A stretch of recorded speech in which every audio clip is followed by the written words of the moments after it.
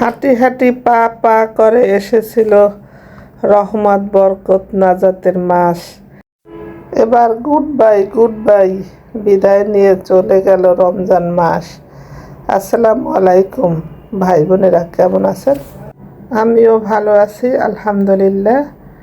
আজকে 28তম রোজার রান্না, সেহরির জন্য রান্না করছি মিষ্টি কুমড় ভাজি, একটি ডিম ফেটিয়ে।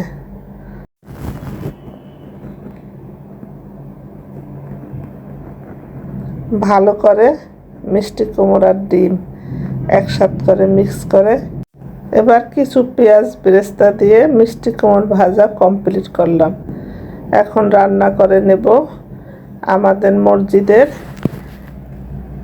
কিছু মুসল্লি এতেকাফে বসেছে, তাদের খাবার জন্য ছোলা বুট ভাজি করে দেব।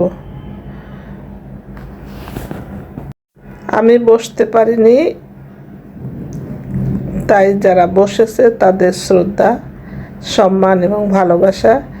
তাদের যদি সামান্যতম কাজে আসতে পারি তাই তো আলহামদুলিল্লাহ। তাদের উসিলায় আল্লাহ রাব্বুল আলামিন আমার জীবনের সকল গুনাহ ঝরিয়ে দিক, আমিন।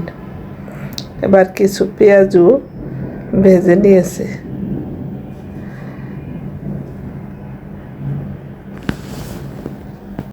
একটু লালচে করে ভেজে নিয়েছি।